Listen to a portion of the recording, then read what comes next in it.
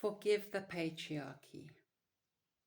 Forgive them, Father, they know not what they do. Boys are raised with the belief that cowboys don't cry.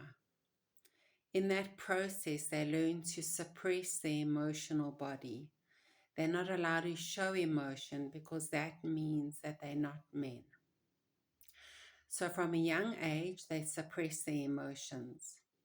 Now, emotions tell you where your values are, what you're feeling, what your purpose is. It's an inner guidance system that's connected to intuition. So your intuition is basically your director. And if you're not in tune with that, you're very much dependent on the brain or the outside world. The brain lives in fear. The brain is constantly trying to protect itself.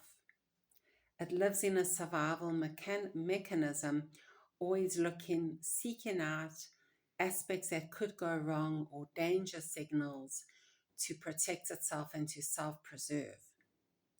So when you're operating from your mind and you're not operating from your heart, from your intuitive center, you're more negatively focused. So this is why men, women have this system. We lean in on our intuition. We make decisions on our intuition and on our feelings, whereas men have been cut off from this. So we are at an advantage. They are at a disadvantage because now they're reliant on graphs, on left brain logic, on statistics, on numbers and figures to make decisions. They don't have an inner sense of knowing. And in doing so, they feel insecure. They don't feel empowered because they're very much dependent on outside phenomena. So what this manifests as is Cowboys Don't Cry manifests as control. It manifests as manipulation. It manifests as dominance. It manifests as these qualities because it's coming from a place of lack, not a place of fullness. And this is what us women have experienced with the patriarchy. But it's because they don't know any better.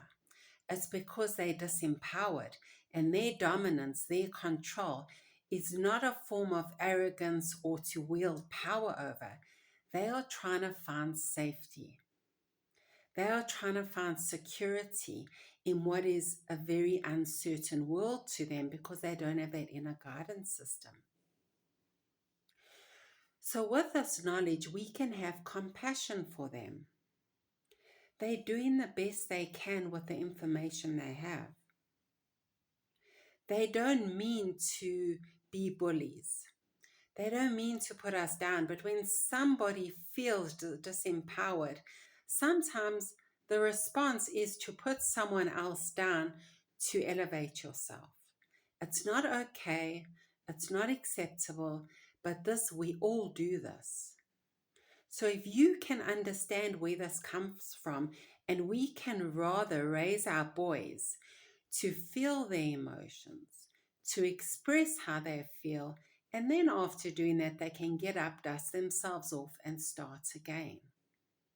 It doesn't mean you're not a man when you do this. When a man is connected to his emotions, he's connected to his inner guidance center. So he can make better business decisions, better relational decisions. He can be a better father. So let's not fight with the men. Let's not fear them. Let's not put them down. We've kind of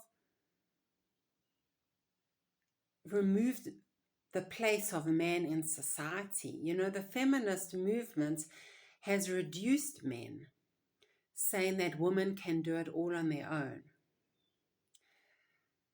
But can they? Because when you reduce men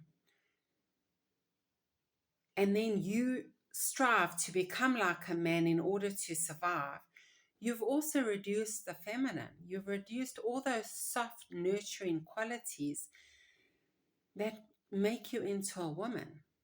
So you've taken away polarity. So the object is to welcome your femininity, to welcome softness, to empower men from childhood that cowboys are allowed to cry, and to create a new consciousness for men. You know, that is how we can heal and all move forward. And then women won't have to be in this feminism movement and become like men, because they can be in their softness, and it will be safe to be in their softness because men will validate that softness. Just a thought. Let's try and regroup, and let's try create a new day.